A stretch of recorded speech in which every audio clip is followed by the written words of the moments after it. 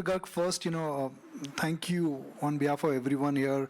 I know it was a tough time when you were during COVID dealing with the crisis, so thank you very much. I mean, it's absolutely incredible the kind of service healthcare providers have given. But my story telling does not stop here. It actually begins with what healthcare providers had to do in terms of challenging COVID times. The healthcare industry is one industry where the women workforce numbers are perhaps the highest in the world. The number is about 66, 67%. How different was it during the COVID time? How challenging it was during COVID time, especially when healthcare workers, they had to stay for long hours, long days, long nights, and perhaps for, not days, but weeks and months. Thank you, Nikunj. And thank you for the acknowledgement. It indeed was a very hard time. And I must say that I was running Fortis Gurgaon at that time. It's one of the largest hospitals we had during Delta wave. I think, all of us, unfortunately, have been probably touched by it in some way or the other.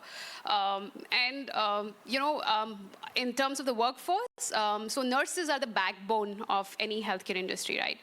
Nurse spends maximum time with the patient, right? Doctors come and go. And the entire nursing force, you would have a women representation of 80% plus, largely. That's how the profession is. Now you imagine these young, and all of them are young, right? I mean, all of them are probably in their 25, 30, 35, that range.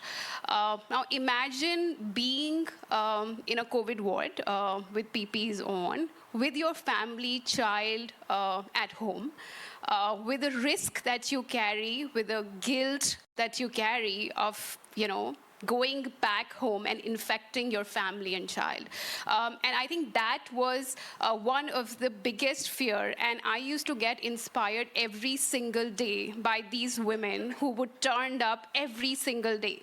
In Haryana, we opened, government wanted to start a separate Coivd hotel, and we partnered with Medanta and one of the other, and we started one of the first centers there, and there was first team that had to go.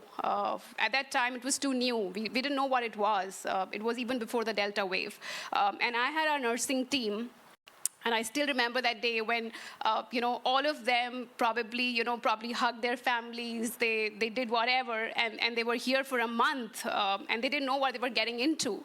And the grit, the determination, I mean, it is far more inspiring, frankly, than many of us who are actually come from very highly privileged backgrounds and have, in some way our own bubbles and lot of support infrastructure that fortunately is there to back us up.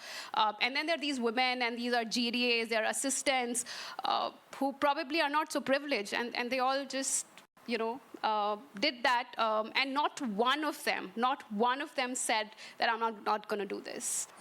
Ambassador, in G20, this is India's presidency this year. And, we've listed women empowerment as one of the key focus areas when it comes to G20. How do you think two nations can come together and work it? Because the points which you raised, that it will take 267 years, that's a long time. G20 is happening this year. What can be done with two nations this year, ma'am?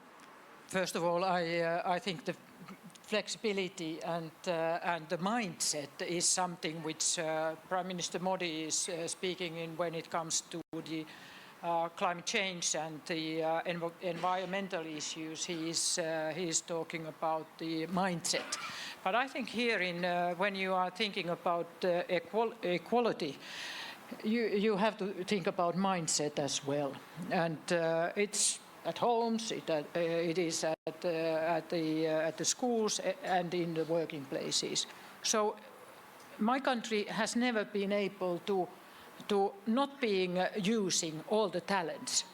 So we have countries who are neglecting 50% of the talents of their population. And I just say that, are these countries so rich that they can neglect 50%, or what is happening in the sense? So I think we have to put this in really concrete terms, that it pays off to include everybody. And I'm not only talking about women and men and third gender. I really speak about diversity.